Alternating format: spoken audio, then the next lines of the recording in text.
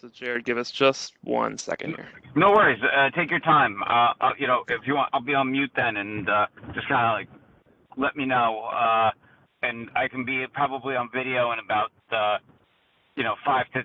minutes or so, 5 to 6 minutes. Great. All right.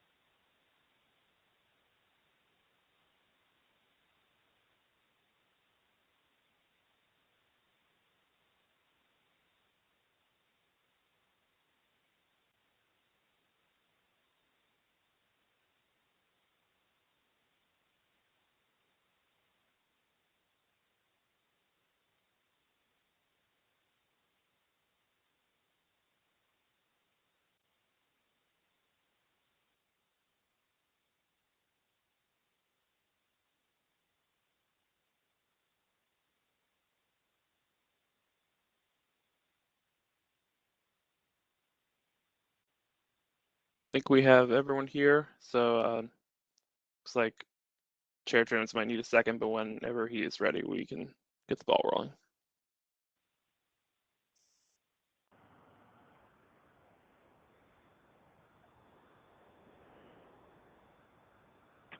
I'm.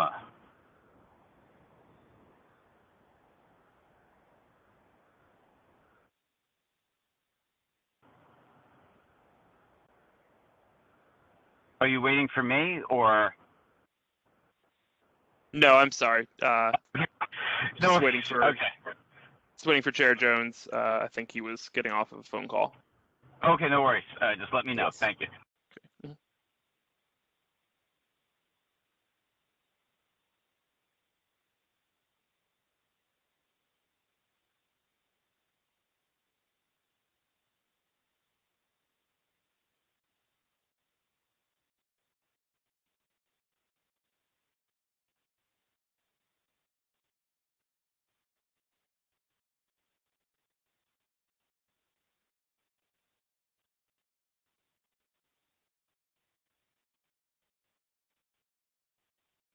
Well, now I actually think we may have lost him. Not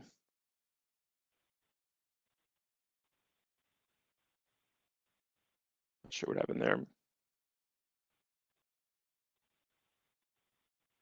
But I think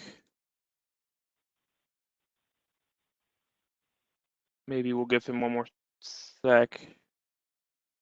Oh, here he is.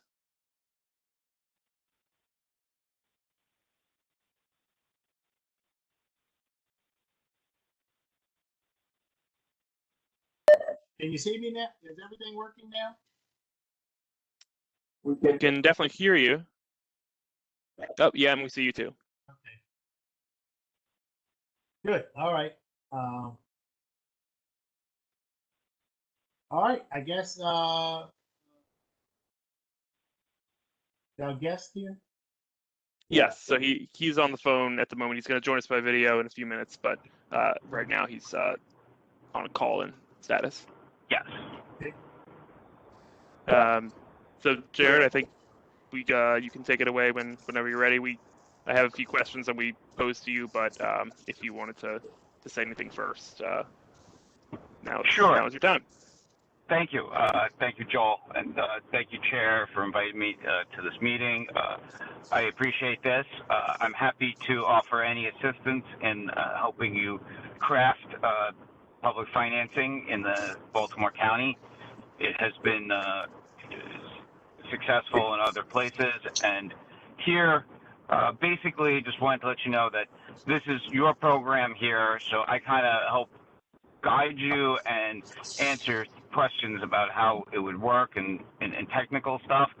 But a lot of this, the policy or the program in and of itself is up to you and how you want to craft it. But I can, provide you what we did in other places, as well as use how we're doing it at the state level here. It is, it's I guess it's moving forward in a rapid fashion.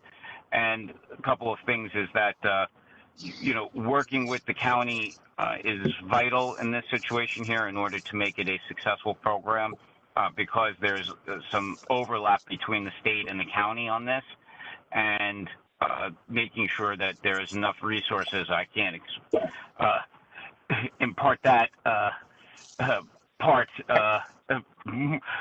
higher than anything else to ensure that the first iteration is always going to be the roughest, because there's always going to be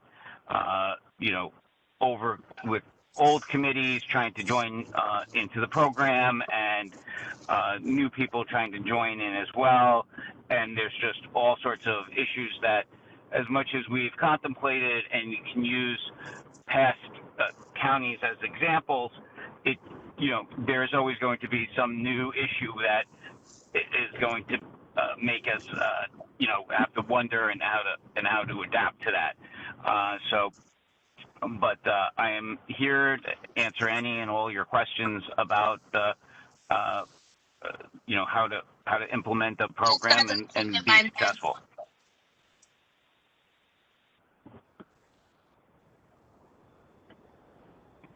I'm not sure what I heard. Somebody say something?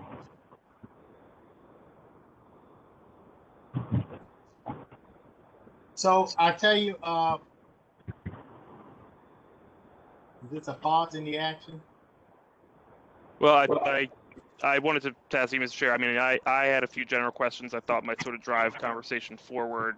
Are you okay if I sort of ask those, Jared, or do you want to go right to the work group members' questions? No, that's fine, because I was just going to ask, some general probing open-ended questions about his assessments about various different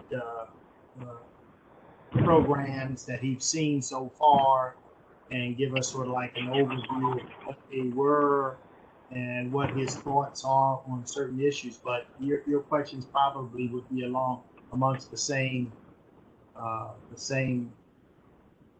lane, so to speak.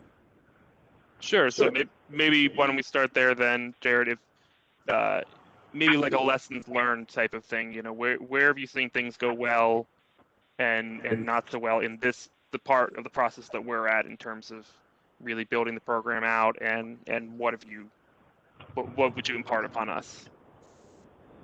I think the first part is I think some of the structure is I think the first overall issue that I think that you need to address is who's going to be eligible to give money for matching. And this might seem like a simple question, but it's not. And so far, every program that has implemented this has been on residents and not a more restrictive measure. But just I always caution this, and I've cautioned this in Montgomery, I've cautioned this in Howard, and even at the state level, right? And is that there is no central database of what constitutes a resident in the county, right? So there's nothing that I can say I can check against and say, oh, property records or some sort of things, because you have people that move in and out of counties all the time and are residents and everything. So at that point there, you move forward with using resident as the contributor baseline. It's a little bit of a harder standard for auditing purposes. So other places use like registered voters, right? Now there's a standard in which we can verify against. Either you're in the database or you're not. Or taxpayers or something like that, where you can go, oh, if you own property. But as you get into those areas, it becomes more restrictive and allows less individuals to participate in order to for candidates to meet the match. So I think that that's one of the balancing acts as a policymaker you have to understand. You know, and the other thing too is finding the right number of what is feasible for a county to get for candidates without making it overly burdensome. That would make it so that no one would want to participate in the program due to its high thresholds to make. But at the same token, you don't want to make it too low that everyone would be qualifying for it and make it almost easy money to access. You have to. There's a kind of like a sweet spot that we have to that you would have to recognize there between that and the other things that for us is that when drafting this, the reporting just and this is just for me, which is the reporting has to be on like a set schedule for when they can submit for distribution requests or certification requests, because we just want to make sure that we're prepared and it's not a continuous event. It's basically a event for what we have is every 2 weeks, like the second and I think it's the first and third Tuesday of every month that individuals can file campaign finance reports. So those are just kind of the programs there. Additionally, I would say the newer methods that are out there for public financing has been this tiered approach where it gives more weight to small dollar contributions and with a greater, I would say, match rate for it, and moves and slowly decreases the match rate as it moves up. I also see that it looks like just overall that anything of $150 or less as the cap, $150, was difficult for candidates to keep, and both the state and the other two counties have made their threshold at $250. That seems to be a better figure for the program, and while keeping the intent of it as well. You say 250? Yes. Yes. Okay. And so yes, I think that's I guess some of my general points there for it. Okay. I was looking at, I want to say it was, trying to pull it up on my computer, pull up my notes right now. I know it's one of the states, maybe it was one of the states in the Midwest. I found it interesting that they had a much lower number, but they also required that the funds come from the district. But you're saying that you can't check to that. Well, right. The match was always going to be, member, like residents of the county. Right. And so if that's the case, then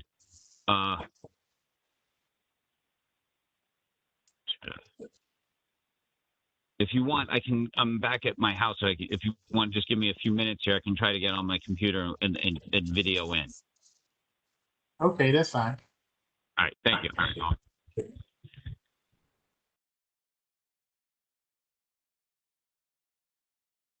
We would, I think, in an ideal world, we would love match to be limited to this district residents, but technologically, there hasn't been a way for the state board. There is a way to actually control that and figure out county people are in or district people are in exactly.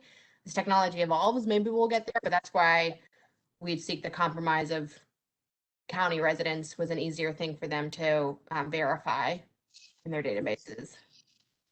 Okay.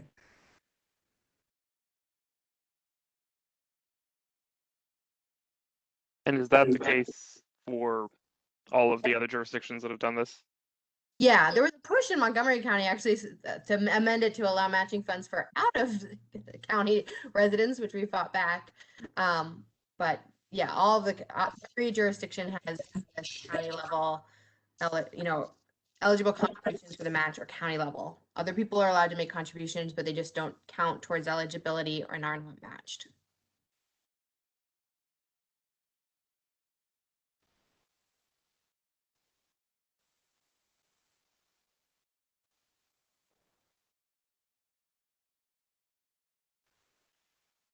There's Jared in the living room.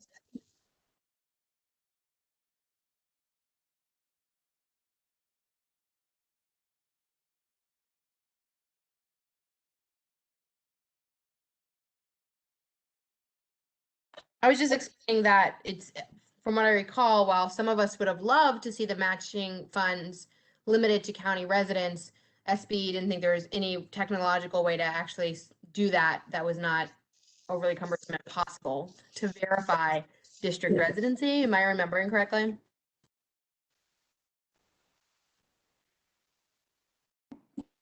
Muted. So this is, am I muted or? We can hear you now. Okay, yeah.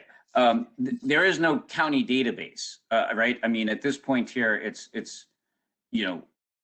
there's nothing that I can point to that says, here's every resident in District 1, or just even a county resident. You can't go off of tax records.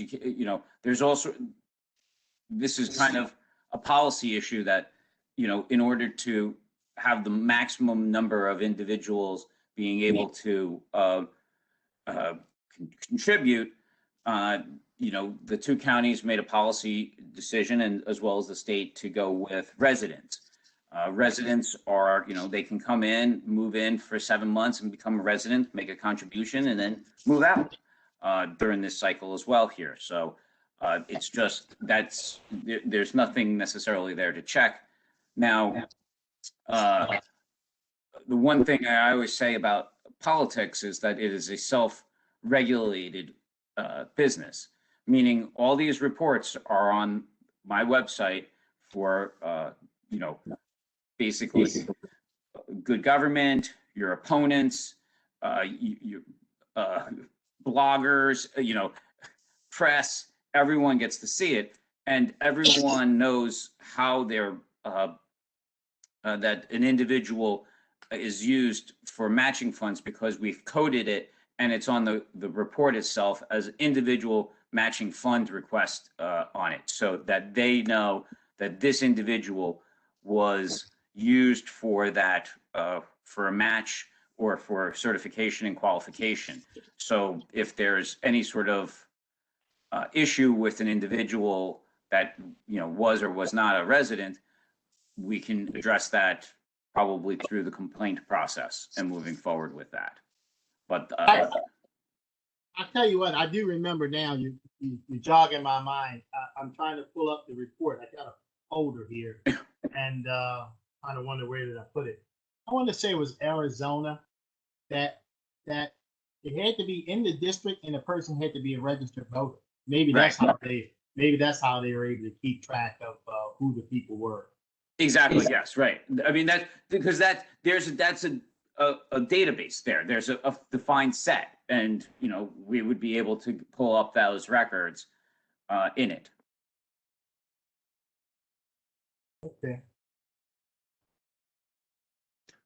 So, Jared, do you think you could talk a little about the once we kickstart and are active, what is the state's role versus, or I should say, what is your board's role versus the locals' role in terms of processing folks and paying out, and how the two sort of talk to one another once we get to that stage?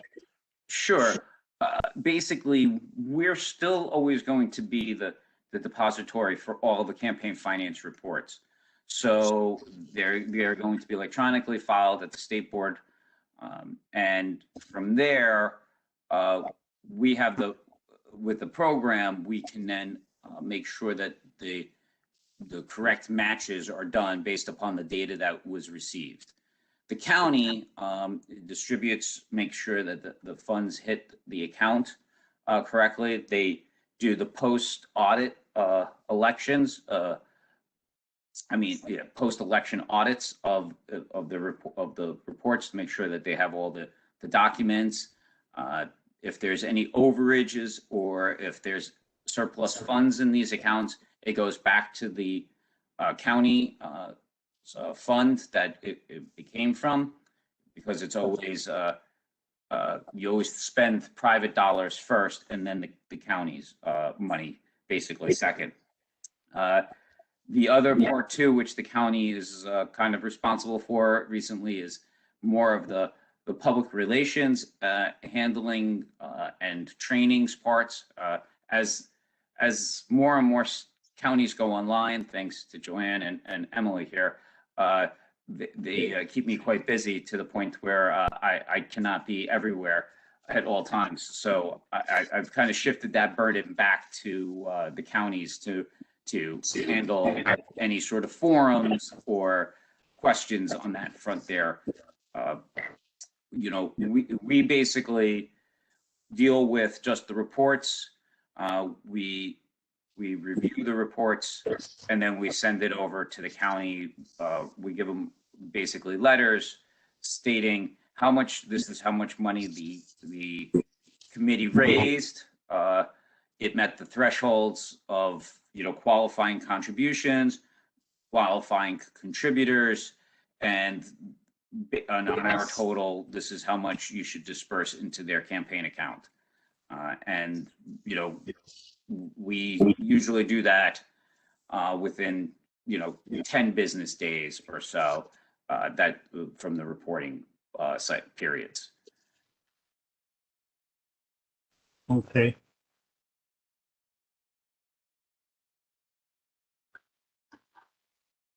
One of the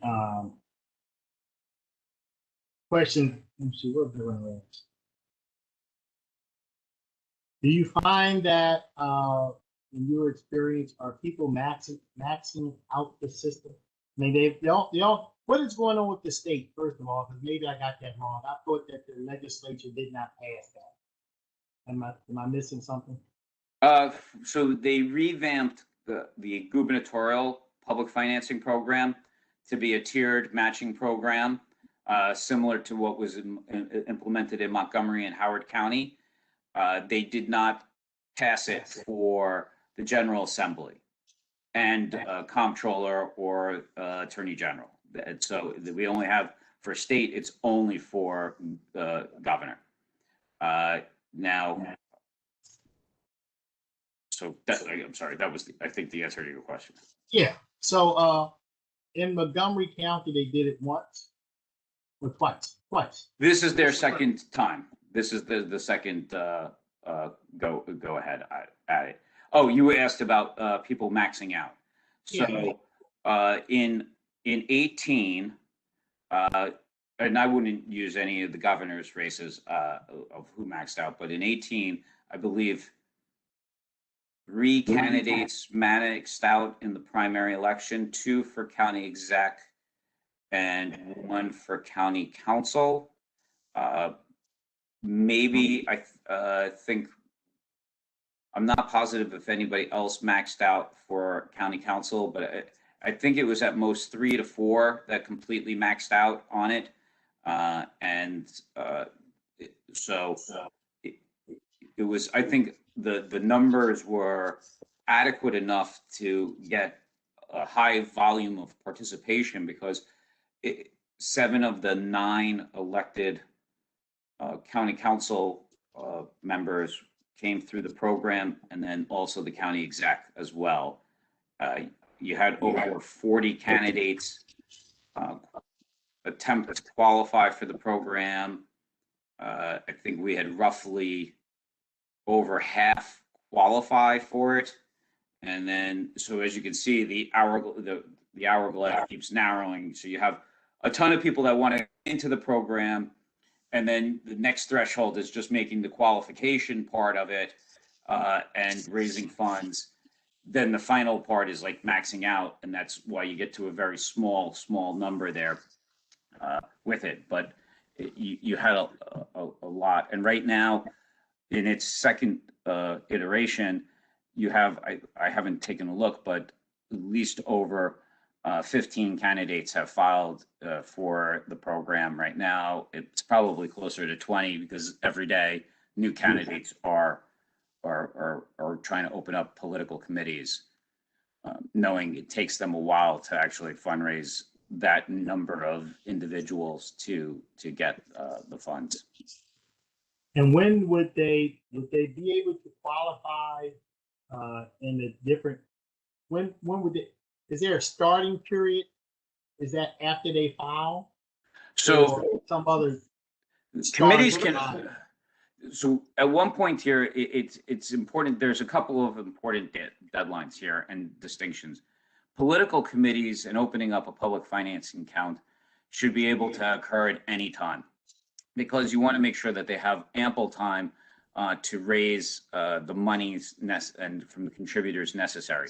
So basically, the first day of an election cycle, which is January 1st, let's just say, I'm going to take Montgomery, right? So January 1st, 2019, you could have opened up a public financing entity to raise and spend money. That doesn't mean you're going to get the public funds once you qualify. The public funds distribution period only begins 1 year prior to the election in which you participate in. So that means for Democrats and Republicans that it would mean right now, basically the end of June. And we've already had one candidate receive over $100,000 this year for it. So the distribution period begins 1 year from election day. And I think that's key, because then it gives you control over when the public funds are being used, because I think 1 year is pretty much a good outlook. That's when campaigns are starting to gear up and move forward with their elections. Anything inside the year period might be a little bit tight of a time frame for them. And so then that's where this is something that doesn't necessarily, I guess, concern the state or the program. It's just when these individuals want to open up their accounts, we give them ample flexibility so that they can either wait, they can wait inside the year period, or they can do it prior to the year period and raise it so that when the year comes in, they're the first ones to file a campaign finance report. So we've had it both ways here. And another thing too, which is distributions will not occur in the county, in Montgomery County and Howard, if the candidate runs unopposed. So another candidate has qualified or has sought qualification for public financing in Montgomery County, but that individual is the only one who has been on record for filing for office. So there would be, if the candidate qualifies and is certified, there's still no distribution until another candidate runs against that person. So, but that one there has always been up a little bit for debate as to if a percentage should be given to them while they run unopposed, or if no money should be given at that point. So, but those are policy questions. Very interesting. I guess as soon as you said it, my brain started to spin, because I was Right. just thinking about like literally last election for me, a guy filed to run against me in the very last day. And I'm just thinking, so if a person on the distribution periods, are they set on how much you would give a candidate? In other words, you said one candidate just received 100,000. If they met the criteria to max out before 1 year prior, when the distributions began, is there a limit on what they get? Is it piecemealed out? No. Max So out they can max right. If in your scenario there, if they went out a year out and then they had the maximum number of contributions and for the absolute max on the program, we would tell the county to write out that one big check and say, this is what they're entitled to for. This is how much it is, and please distribute that funds in there. And we would then they would have to file any more campaign finance reports requesting funds. Because the schedule then, which is the first and third Tuesday of a month, is just optional reports for public financing committees to request additional funds after certification. So they can go in there and say, we need, $10,000. Here's our report. We would, and then we would go through it, make sure that there's no dupes, and have them write out the check to the candidate. So I guess I'm not going to take up all the time. I know we have a lot of people on the line who have questions too. I found one of the things you said I found very interesting. In my mind, I was thinking to myself, on the one of the negative consequences, I thought that maybe you would end up having a some type of arms race, if you will. In other words, if my opponent can raise this much, I need to raise more. But 7 out of the 9 council members in Montgomery County decided to take the money. What do you make of that? So much for the arms race.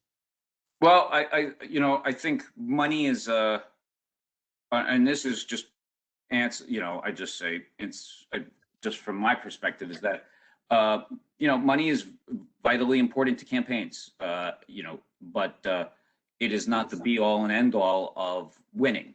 And this program here, I think, tries to strike a balance in a sense by forcing candidates to interact with as many individuals as possible. And in doing so, when you can ask for someone to give $5, now normally I would say an individual would probably pass up and say $5. That's going to do nothing for a regular campaign. But with how the campaigns marketed it, that $5 actually turns into a big chunk of my money. Now I get more money from that, and what you have then is a person giving money, small dollars, and once an individual gives, they're more likely to vote, according to studies that I have seen, because they're personally vested in that election. So those are, I would say, some of the benefits, at least empirical benefits of the program. Okay.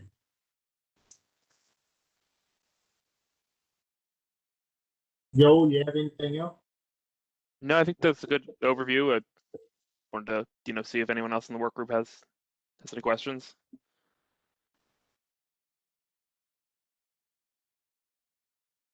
Was there a question? Yeah, Julian, I have a question. Jared, this is David Marks. Question for you about there's an oversight panel usually for this program in the various counties, correct? Yes, the counties would audit the distribution just to make sure that it was all correct, that the committees had all their receipts moving forward. See, this is also, I would say, one of the balancing acts that we have to do here, right? you can do more in the front end, right? But the more you do in the front end by looking at every receipt, looking at every contribution, make sure that they're all together, right? The longer that process is. And the longer there'll be a delay between filing the campaign finance report and the distribution of the funds. The shorter you make that period, the less that we can really review a lot. But then you do it on the back end, and you can look at all their records and make sure that everything is in order. And if they're not, then you find them, and you find the committee and the chairman and the treasurer. So it's kind of like striking a little bit of a balance. Like, how much do you want to delay the front end from getting funds? And campaigns, as you all are aware, need as much money as possible, as quickly as possible, especially in crunch time there. So I think that the counties that have the program right now is, do a little bit of the review as much as possible in the front end, but then we would have the ability to audit all the records on the back end to make sure that they're 100% compliance, and the counties would be in charge of that to make sure that that's done. Okay. So, what are some pitfalls we should think about, Garrett? I mean, are there any pitfalls we should worry about in setting this up? I think that some of the pitfalls is just, the first part is just the, it's going to be bumpy for the first time. And the reason is that everyone has a campaign finance system under the current one regime, right? You're all operating under the current state laws and operating correctly. As the candidates want to transition or go into a public financing option, that first year there is usually some sort of overlap or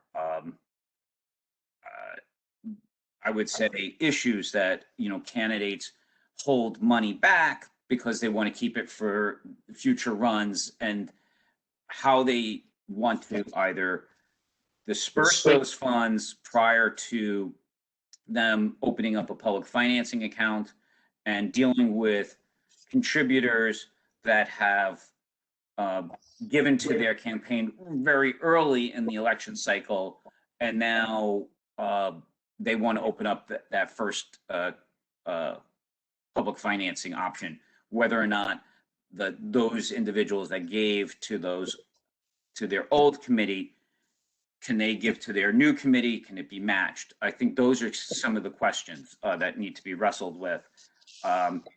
Montgomery and Howard have talked about like making sure that candidates can't prepay for stuff. So if you're sitting on, say, $50,000 right now, that you can't go out and purchase, ads and then get it down to zero, or signs and get it all down to zero, and then go into the public financing program and then distribute all those all that campaign material out there.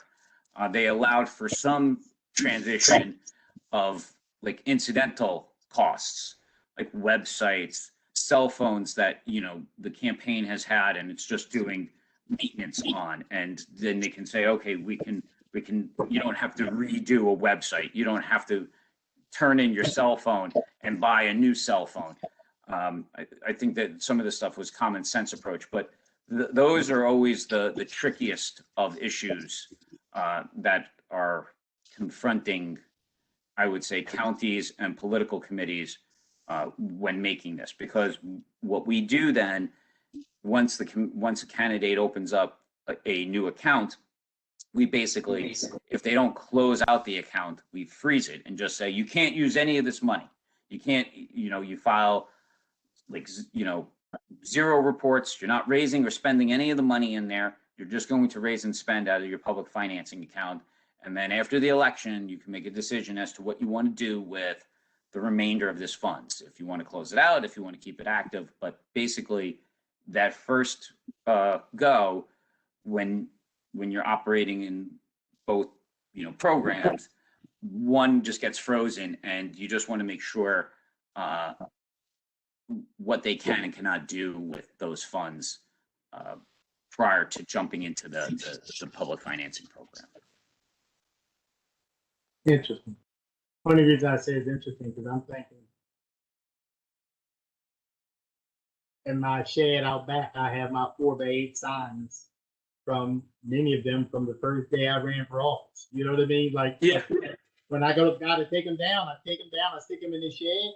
Next election, I might pull them out. Right. Oh, the other thing too, which is, with the program, there's some pitfalls, is the idea that you can't have slates. Everyone is, you rise and fall as individual candidates. Now, you can run I would say, a quote unquote ticket together, but everyone then would have to pay directly to the vendor, and each authority line would be on that material. But there is no slates. You can't move money from a public financing account into another political committee.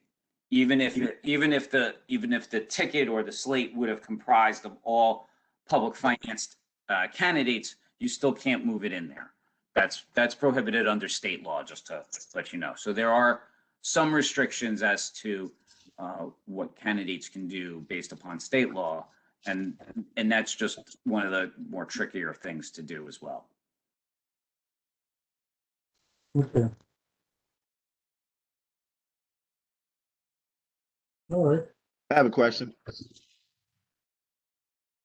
Go ahead, Eric. Maybe I'm not clear. So the person who has received the money, who was on a team, they can pay for everything, right? Or did you say that every individual on that slate has to pay that vendor individually? It's the latter rather than the former. So everyone would have to pay the vendor directly. So say, for example, you and I wanted to do a campaign literature, like say vote for the two of us. We're both in public financing. The bill's $1,000. I would write a check to the vendor for $500. You would write a check to the vendor for $500. Both authority lines would be on the literature, and that would be it, because we could not ever form like a team slate and put the money into it, and you can't pay for me and I can't pay for you. Okay. All that would be prohibited. Okay.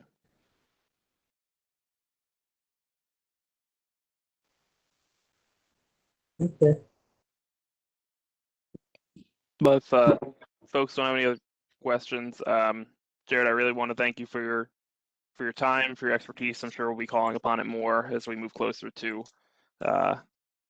fully setting up the program after this work group creates its recommendations. And we're going to move right into hashing out some of our qualifying and total figures, which we sort of left part of the way through after our last meeting. But you're welcome to stick around if you want to watch the show. But also we want to be respectful of your time. So whatever you wanted to do is okay. Thank you. I might stick around just for a little bit longer, but I'll listen. But I'll be on mute. But yeah, that's very good. Thank you, and I appreciate this, and I'll be always happy to answer any questions, and feel free to always call upon me. That I'm here as a resource.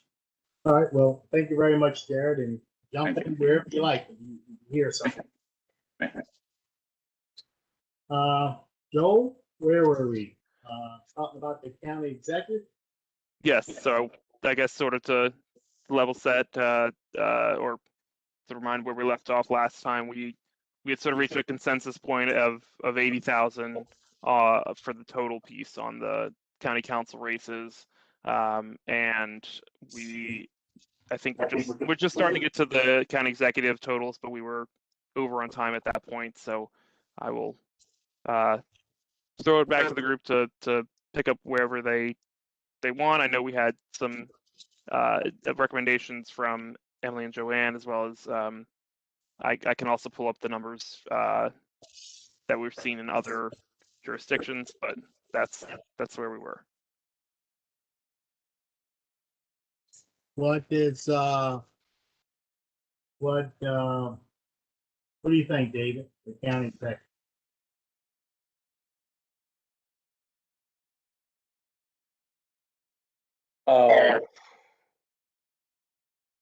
I mean, if we're doing 80,000, the most logical thing is times 7, right?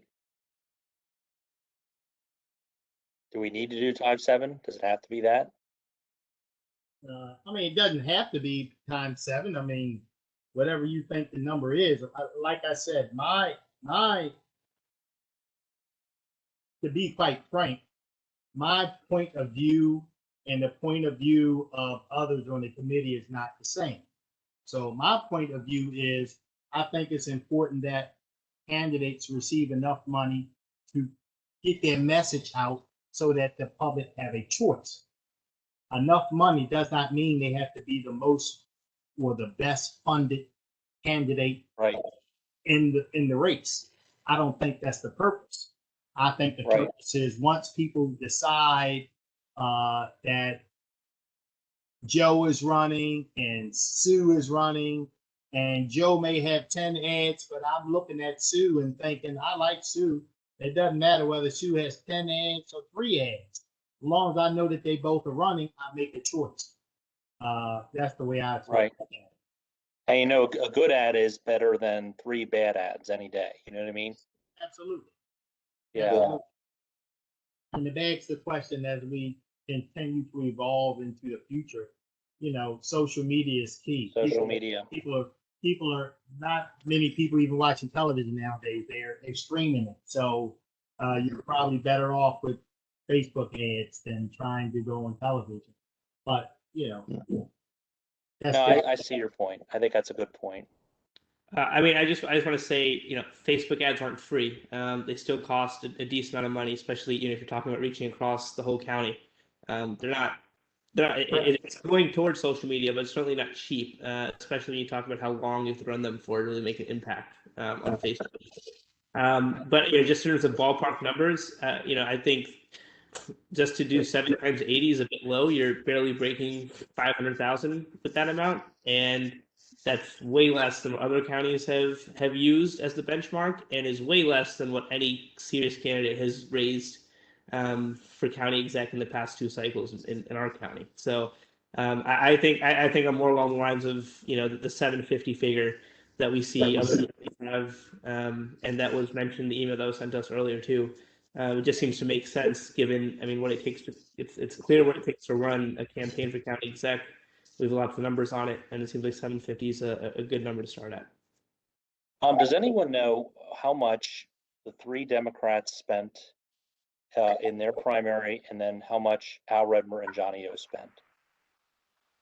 Does anyone have that information? I'm just curious. Yeah, I think we Johnny did. O was the least. He spent less than everybody else. Yeah, he had a good message, right? He had a, you know, he came in at the end. He had a really good commercial, and he connected. Yeah, that speaks to my point. Once people know who's running, having more, and to me, no disrespect, but believe me when I tell you, Facebook ads and television is night and day. Facebook and social media is so much more cheaper than what you're going to get trying to hit a network TV, especially if you get into the DC market. The DC television market is absolutely crazy in terms of cost. Yeah, I understand, but you know, as Councilman Marks also just said, one reason Johnny O probably won is because that really good TV ad that he had at the end, right? So, you know, I still don't think you can discount that TV, at least for the next cycle or two, will still be a factor. So my point was, I think there might actually be more money in advertising because you both have to spend on social media now and still do some TV. I mean, you can't just not do TV ads if you're running for county exec. And Councilman Marks made a good point. I think it is because of that ad at the end. That was, that was a big bump. And just saying, yes, Johnny O did, he may have won with less money than other candidates, but it was still way more than $750,000, which again is a number that seems to be the going rate. So I mean, Yeah, wasn't I pulled Al up- Redmer was even above $1 million, wasn't he? Yeah, I just pulled up the Yeah. numbers. I don't have them separated by primary and general, but Redmer was 1.3 million. Vicky Almond was 1.2. Jim Brochin was 1.3. Johnny O was 2.2. Wow. I didn't realize that. I think in Johnny O, some of these things are, the 700 to 750 range seems reasonable, just to cut right to the chase. But some of these numbers are so disingenuous because the context is missing. During the primary, Johnny had less than everybody else. And even though if you look at history in Baltimore County, a lot of people would say it's all about the primary. That, it takes an awful lot for a Republican to win because the demographics in terms of voter registrations are stacked against the person. So Johnny raised 400,000 during the primary and won. And once he won, then, his ability to raise money then just the whole scenario changed.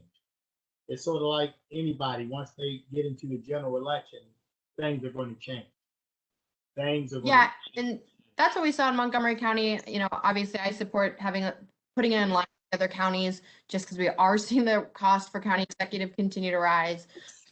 So I recommend $750,000.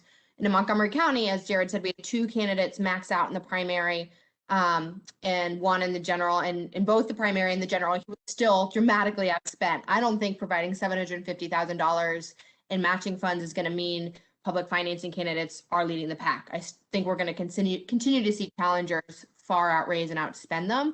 But I think that range makes them feel viable, and is enough for them to effectively go toe to toe. And you're right, the science, hard to say. I mean, I had conversations with Elrich, who won in Montgomery County, and but there's a little wiggle room there, I'm sure, but I would be concerned about going lower than what the other counties have done. I agree. I actually, hello? Go ahead, Aaron. I have no problem with going up to 800, to be quite honest with you. Just look where Baltimore City is. I think 800 is actually a small number, kind of what Emily was saying, right, Emily? 800, we definitely should be at an 800 level, I think. I think, to compare us to Baltimore City doesn't even be, no disrespect. In some ways, it doesn't even make a lot of sense. When you look at the population of the people of the jurisdictions there, Montgomery County being the biggest, second would be Prince George's County, third would be Baltimore County, and then there's Baltimore City somewhere teetering either at or no, I think they're a little higher than Howard County, not much, but then they come up with 1.5. It just makes you scratch your head, like Right. And you wonder, well, you guess, and if you look at the number of people who vote, which is proportional to these populations, Baltimore City probably had less voters than Howard County. Yeah. I dare say. So I'm just saying, let's not compare ourselves to Baltimore City. That's probably I think if we're looking at the 750 range, if 750 is good for Montgomery County or Prince George's County, it sure as hell ought to be good enough for Baltimore. Yeah, and that's a good point, basing it somewhat on population and what's possible, but also what it costs to run in the cities. And that's what happened in Baltimore City, really. We've seen the cost to run for mayor skyrocket so high that that's part of the reason they drove up the matching funds. But get to my point I made earlier, if you look at Montgomery County and Prince George's County, it costs more money to run a television ad in those jurisdictions than it does in Baltimore City, in the Baltimore metropolitan area versus the DC suburb. DC is much more expensive market, much more expensive. That's if you guys looking at just TV. So, Montgomery County, you know, it's going to be a Democrat. You know what I mean? Like, yeah. And that's a point I was going to make too. I mean, Johnny O could pave the streets gold in this county, and he will not. I mean, there will always be a base vote of 40% against him. And I'm just being honest. I mean, George Harmon in 2014 got 44% of the vote. He was way outspent. I think that's a very good point, Julian, about there's a viable two-party structure in our county and in Howard County. And maybe Howard County, not as much as it used to be. Definitely in our county. So I don't mean that as an insult to Johnny O. I think it's just the truth. No. There's a hardened base that will always vote against a Republican and a Democrat. Well, to that point, most incumbents, most people will say that, while we're talking, most people say, you're never going to get close to 100%. Most people, you're going to get 10 to 15, maybe as much as even 20% voting against any for any reason. Chuck E. Cheese can be running against them. It doesn't matter. So Howard County has 5 council members, and if 85 times 5 comes nowhere close to 700. So I see where you're going with this. Yeah, I mean, look, if we go with the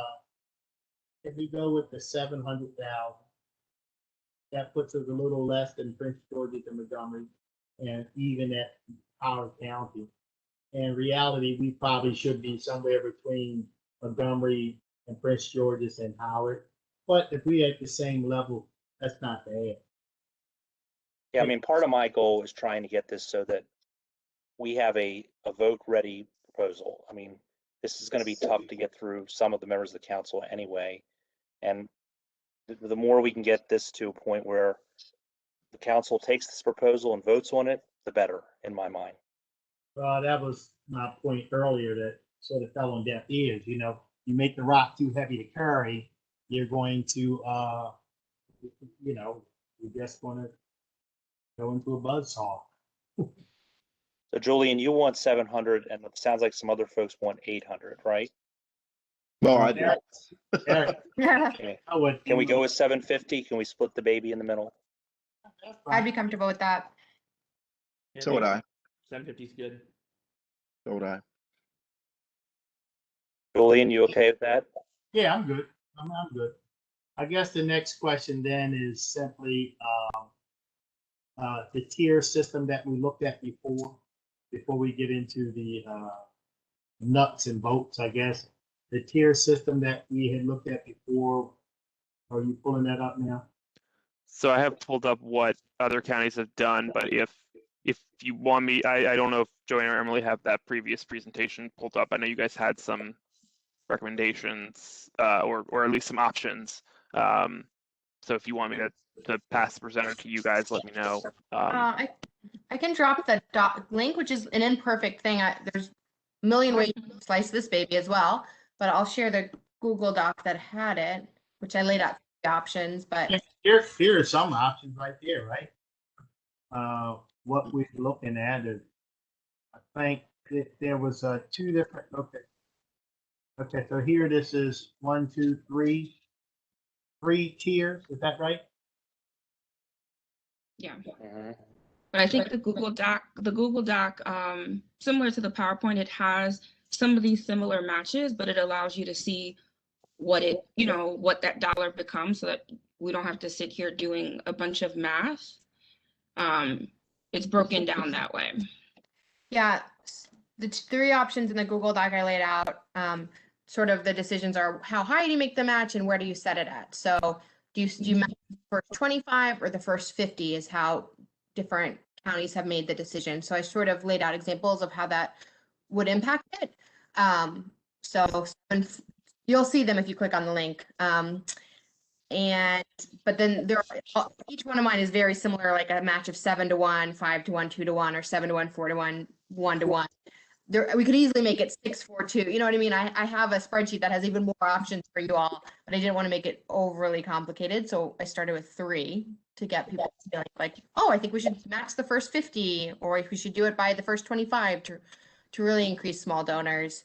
Because I think that's a more helpful way to think about it. I think that numbers sometimes are just, how will this appear to the public? And am I worried that 7's too high? Would I feel more comfortable with 6? Those are the kind of things I think would be helpful for folks to weigh in on, for us to come to the right number. So I think Josh is able to pull Doc up. I just made Yeah, him. I'm just pulling it up right now. Give me one moment.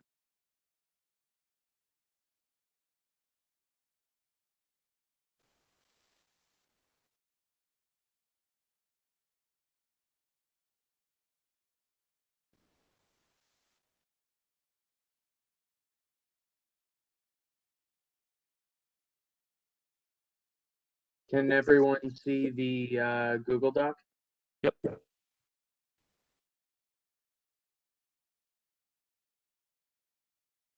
So this has 3 options. I'll give you time to review that and scroll down to the 4th if that works for the group. But none of the jurisdictions started with 7-1, correct? I think, hold Yes, on. Baltimore City. Baltimore City, I want to say is 7. I think Baltimore City is the one jurisdiction that starts with 7. Howard County, unless I'm remembering the final thing wrong, Howard County did a 7-1, I believe, for their county executive, and they had a different match rate for their county council, which we don't recommend because I think it's a little confusing. Can this be a little bit bigger? Yeah, I could I was click and gonna zoom on say my if own you drop screen, the, but yeah. I was gonna say, Emily, if you drop the link too, maybe it's It's easier. in the chat. You can also see a link so you can get your own. I don't see it. It didn't come up for folks. Oh, I weird. can share it as well, Emily. One moment. Yeah, else can, because I put it to all attendees and it didn't go through. Pull the counties back up, Joel. I was gonna say if you do everyone instead of all attendees, it shows now. Oh. Thank you. Sorry.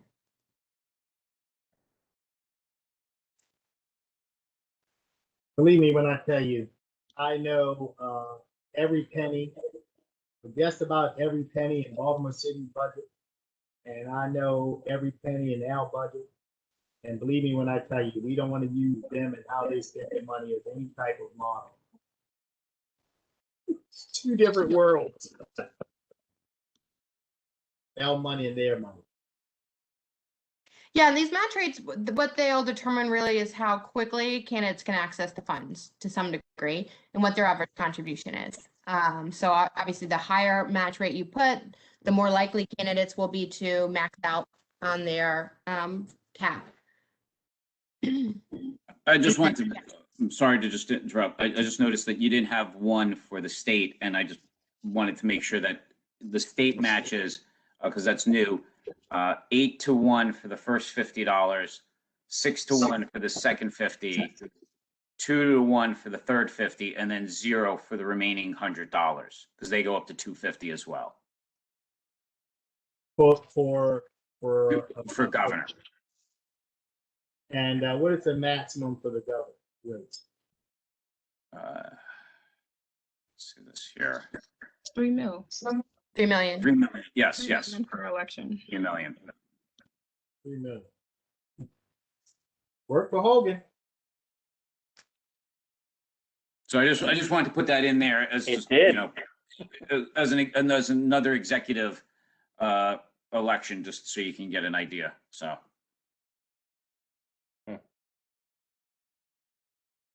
Yeah, let I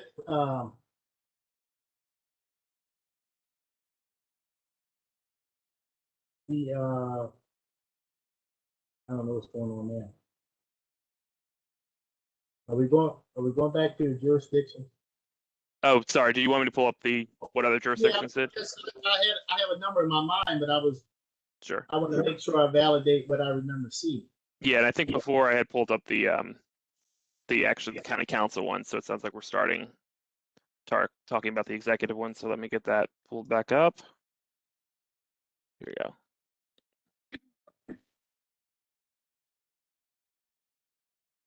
So this was executive. Okay, so they have a much longer place to go. And one thing we for city, which I thought was really helpful, I don't think we would go up that high. I think a match of 6 to 7 was if we think that the match for county executive is too generous for council, you can do it by just not matching the final 50 is an easier way and a less complicated way than to having totally separate match rates because we're, I think Howard County did that, but we think ultimately it's probably not the best way to do it because it's pretty confusing to candidates and to donors. Well, I'm sure the candidate's going to figure it out every which way but loose. I have a question, or maybe because I know it's already 5:08 and I feel like, yeah, I mean, would it be helpful if, especially since it's easier if the tiered match systems for both the council and county executives are similar? So if we determine what the max, match is going to be, maybe for council, I think we had agreed to an individual contribution limit and then kind of come back to matches, because I think it'll be difficult if we say we want 751, but we haven't determined, how much we want to match for council yet. So I thought at the end of the last meeting we had landed at 80. Correct me if I'm wrong. I wasn't sure. That it is. Yeah, I know we talked about it. I wasn't sure if I'm good with 80. Yeah. Okay. So 80K. I thought 80 is a bit much, but okay. I was outvoted. It's 80K individual contribution limit of 250. Is that what we said? Yeah. Okay. I think we're all sort of settled on that. Yeah. Although this is interesting. So I guess the two questions are, one, do people feel like we should match the first 25 or the first 50 as our thresholds? And two, what do people like? What does the gut say? Should the first one be 6 to 1 for the first 50 or 25, or should it be 7 to 1? I know if you have no opinion, that's fine too, but I think those are the kind of decisions that would help figure out what the right set is. I think clearly I'm probably closer to I'm closer to 6 would be the max for me. I'm thinking about maybe the 5 to 1, 5, 3, 2. And so the thing I'm curious why. So I'm curious why. So the thing that this does is it doesn't change how much money people are getting, right? If you have a higher, it changes the average contribution. The amount of money people are getting is up to $80,000. Right. And so these match rates are just how quickly are they getting it? 532 is probably giving them the same amount of money as 622. Do the math based on, it's 150. The value of $150 contribution doesn't change much. So are you saying 5 to 1 because you feel like you're giving less money out that way, or because it just will slow people down? What is your reasoning behind wanting a lower number, so we can make sure we're actually responding to your concern? Well, I guess for me, I guess I'm just looking at the numbers of what other people are giving, and I'm trying to think about how many contributions somebody would have to make, and I'm just trying to figure it out in my head and how do we get to that number. Now, if you want to do like the 642, that's an interesting one. Or if you want to go to 7, I just want to make sure that in my mind, I already have ways in my mind to what I call game the system. And, nobody likes me when I say that kind of thing. But the reality is, every system will be gamed. In other words, there'll be a maximum thing or maximum sweet spot that you need to get to. And the smart candidates will figure that out really, really fast and do what's necessary to max out the system as quickly as they can. Yeah, and that's where the match rate, what happens is if you have a higher low number, the thing they do to game the system is they reach more voters who give less money. If you provide a lower match for the first 25 or 50, but a higher match for the next 50, they're more likely to reach out to that set of donors because that's where they can maximize their money. So gaming the system, efficiency and reaching it, it just sort of changes their behavior. If we have a higher match for the lower number, you're going to see them reach more donors with a lower average donation. If we have a lower number for the first 50 and it's higher for the next sort of threshold, you're going to see them reach less donors with a little higher average donation. It might slow them down a little bit, or it might speed them up a little bit because they have to reach less people. We'll see. So Emily, you would say though that if you have a higher match rate for the first tier, that's getting people to go to more. That's going to drive behavior towards just getting as many people as you can, right? To donate a little bit. A lower average contribution, yeah.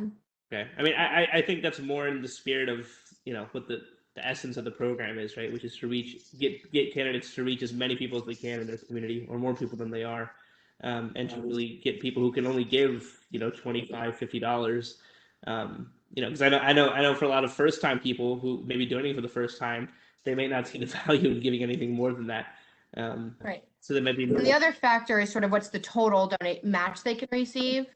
So, right, if someone maxes out at $150 based on these match rates, what are they going to get? So we can say what the average is from jurisdiction to jurisdiction. It's usually between $600 and $800. And so, making sure we're somewhere in that threshold, I would think would mean we're in line with the other counties on, quote, how hard it is to get the matching fund. Here I go, overcomplicating things as usual. Sorry. I was going to say, if we're doing the 7, I mean, obviously we're supportive of the 7 or 6, but I do think the question is whether or not we want to do a match for the first 25 or the first 50. Yeah, and I know I want to say it was Samay who was supportive of the first 25. Yeah. And it was for the first 25, and it's for that reason I just said. I mean, I think idea, at least what I believe the idea of this to be is to get folks who maybe weren't part of the electoral process before and say, hey, you can have an impact, you can have a voice in this election, you can get involved.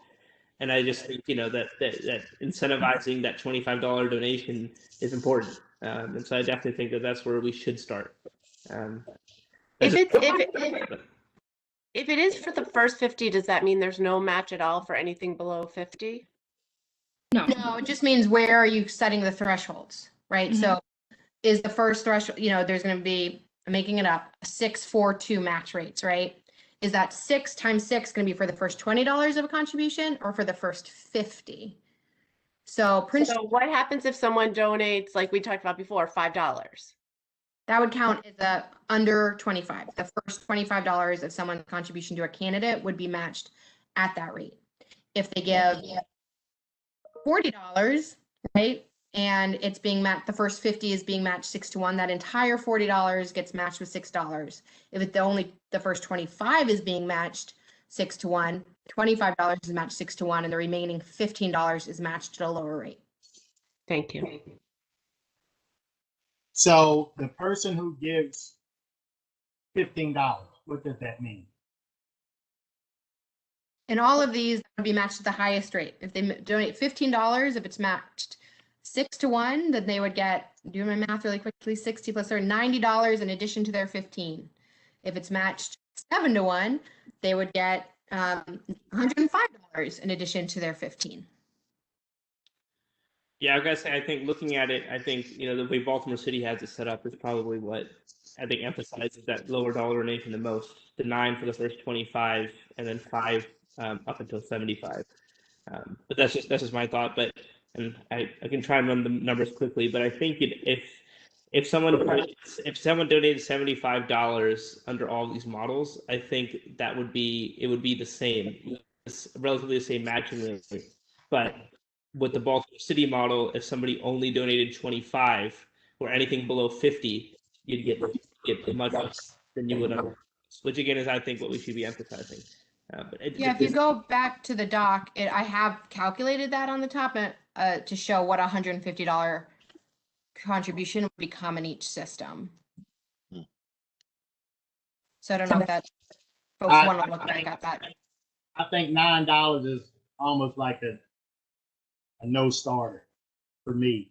$15 would get you $135 from the county to run for office. And, you know, I think $15 would be okay to get you 75, but to push it at $135 for a $15 donation, it seems like an awful lot of money. And I'm telling you, you know, But I mean, Councilman, the cap is still the same, right? Like if whether people reach the cap through $25 donations or $150 donations, like they're still going to run up against the same cap. So I don't. That's no, what, but the issue is how soon do they get there, right? Yeah. The issue is how And to be soon- clear, none of us have recommended 9. I mean, maybe Samay is. The recommendations we put forth were a 6 or a 7 to 1 match. I think the reason they went so high in Baltimore City is because the population is so much lower. So there's less people for them to reach to make donations. The formal recommendations that I put together included having the first match be at a 6 to 1 rate or a 7 to 1 rate, because I agree we don't need to get there as fast because there are more people they can reach. In Baltimore City, based on, you know, previous number of donors and such, we thought there was a need to make it higher. Can I just say, I wasn't advocating for 9, just to be clear. I didn't think anyone was. Yeah. I was just advocating to have a higher match rate. Like maybe we do 7, right, for the first 25, and then we do, you know, 6 for, you know, what's that, 26 through 75 or something. You like matching the first 25 at the highest rate instead of the first 50 to really encourage small donations. That was all I was trying to say. And yeah, thank you. Chair, do you mind if I just make one point here? Sure. Before I have to go, I just want to make sure that everyone understands that this is usually also a dual threshold system here. So usually it's the amount of money that you raise, right, from the individuals, but it's also the number of contributors. So while that threshold of 9, 7, 6 early on, you still have to hit those 2 thresholds of a specific number. So just because you have 1,000 people that gave you $15, you still might not hit the monetary threshold then of the certification. And so the program for that first initial request definitely has the balance. And I think that's sometimes these numbers are where people get a little bit lost, but it's those 2 big numbers that basically drive the program. How many people do you want candidates to talk to and get individual contributions from, and then a dollar amount? Because if you have, 1,200 or like 1,000 people, then it doesn't matter if they got $5 from everyone, because they're still not going to qualify because they didn't reach the overall dollar threshold needed of, like, I think in Howard County, I think it's 30,000 or so. So, you know, those are the 2 bigger ones, as well as the cap. And then you can figure out what will be the driving force for the program to find the sweet number, whether 9, 6, 7, and everything else. So I just want to make sure that where you're at is up. I guess that's what was going on in my mind. I was trying to reverse engineer it, thinking about the number of people that you need to get contributions from. Right. And I think in Montgomery, it's the program basically in its first iteration was like the average contribution for the number was like $80. Was like once they said, okay, if everybody, in order for me to qualify for the number of contributors needed and the amount of money, I'm looking at $80 from everyone. If I get $80, then I know that I'm going to be good for this. And that's when they started working on the matching rates then, because then they said, okay, we're going to know some people are going to go under, some people are going to go over, but how do we make sure that we maximize that, like where we want to be for that sweet spot? And that's kind of where, you know, I just wanted to help guide this along here with this conversation here. So would it be helpful then for us to work on the threshold first, decide what we want that to look like, and then work on these matching rates? I mean, I don't want to tell you how to do it, but I think that's like the house structure in a sense. Like those are the big things because those are your caps, right? They're going to be set in stone. And then this part here is what fluctuates a little bit, whether, how fast you want to give it to the match and everything else. But, those are the big, I would say, pillars for the program. So do we have the numbers for the other jurisdictions in terms of how many contributions? With that, I have to go, but thank you. Thanks, Jared. I do have it if you want me to share my screen. Yeah, that's fine. Sure. We're coming up on an hour and a half. Yeah, this one I think maybe is easy. I don't know. How do I share screen instead of My mind, I guess I don't know where I got the numbers are. But here it goes. Share. The Howard County, I did have one thing incorrect, so hopefully I have this all accurate. Can you see my spreadsheet? No. No. Can you see anything on my screen? We're seeing a different window, a different Chrome window. A different Chrome window. Okay, hold on.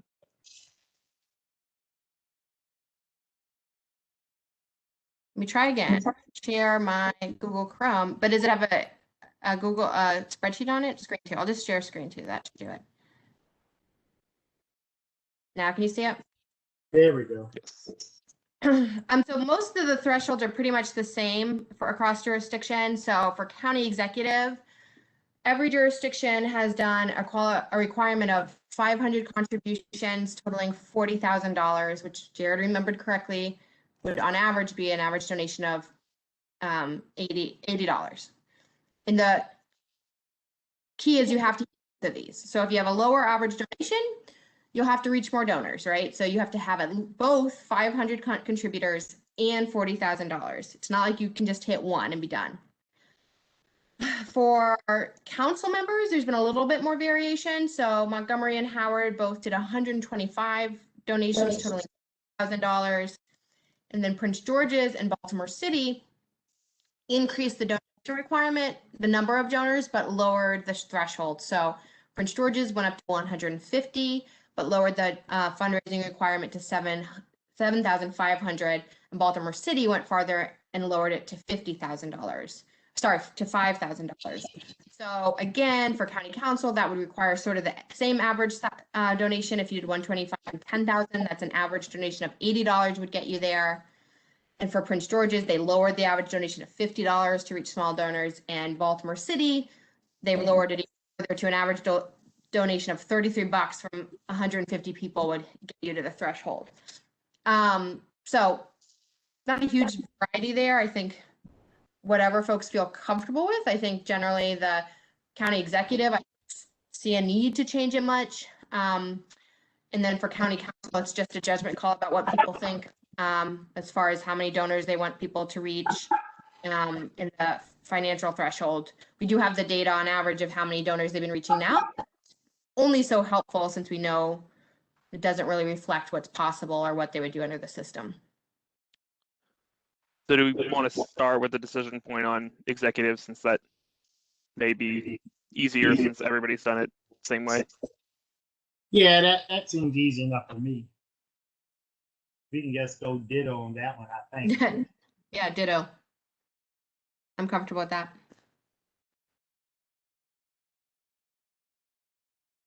I have a 5:30 coming up with my favorite news station, Fox.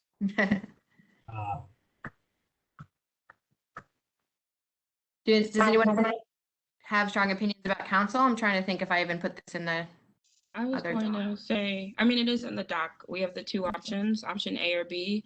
So 150 qualifying contributions totaling 7,500 or the 125 10K. I mean, I'd prefer, I mean, yeah, I mean, I think 10K is more in line with most of the jurisdictions, but fine with the 7,500 as well. I think, yeah, this is just more of what you all prefer. The only thing is with the 7,500, we've got more contributors, right? Just an additional 25, but yeah.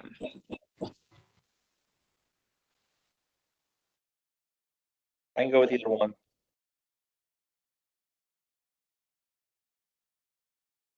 So Montgomery County and HOCO. Howard County are the same.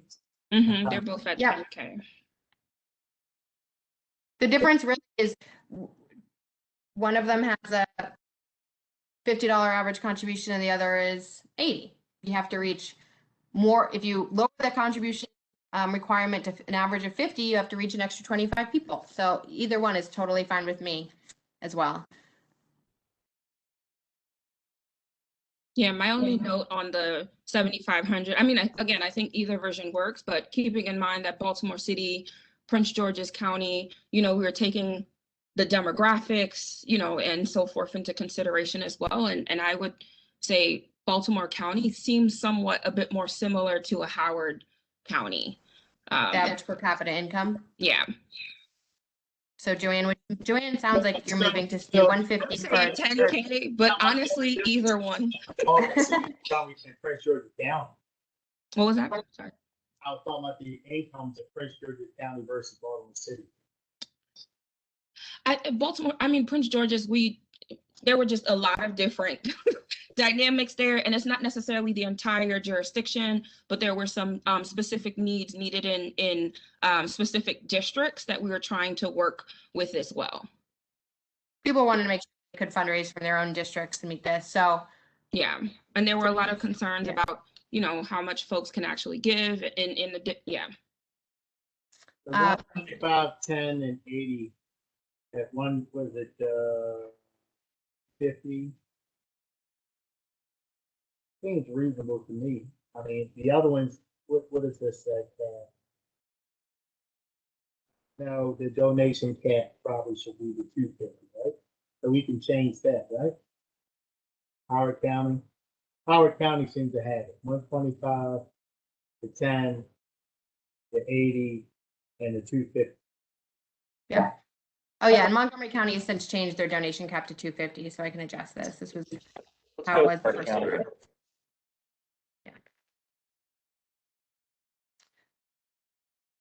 So folks, like Joanne is moving and people agree, 125 donations totaling $10,000.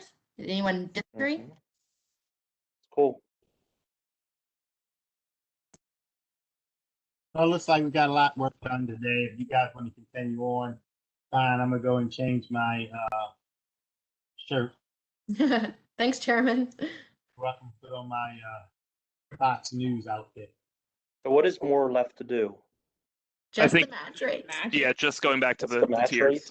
That's all we got I could left? send a memo if it's helpful and have people weigh in via emails because it shouldn't be very complicated, I don't think. I was also going to ask, and I don't know where staff is on this, but maybe staff, taking a look at, here's the options, which one do you all want to start with? And then we go from there, because I think that would be helpful, right? We're presenting so many options that I think it might just, and not confusing, but again, it's a lot. So it's staff, what do you all think could be a good place to start, and then going from there? Yeah, what's missing? Because everyone I did started with 7. I can make a sheet with starting with 6. I just didn't want to lay out 20 different options for people.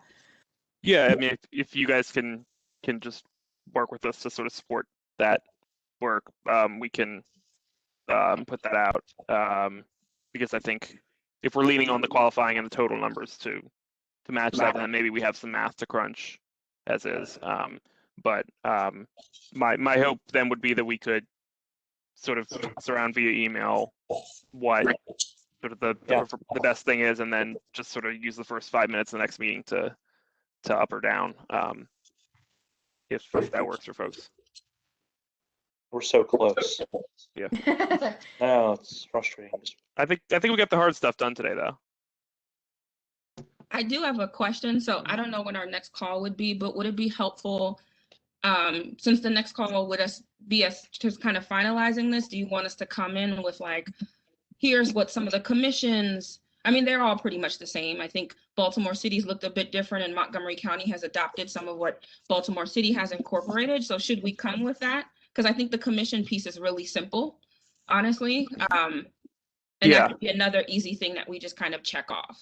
Right. In my mind, I think what's left on the table other than the tiers is the commission, and then I know there's some what I might call miscellaneous stuff, right? The candidates and their spouses, the inside the district or inside the county or inside the state, and maybe if you guys can help me figure out what the decision points are until throughout the next meeting, then we can at least set that up and the as well as the commission conversation. But unless I'm missing something big, I think that's sort of it. Yeah. Thank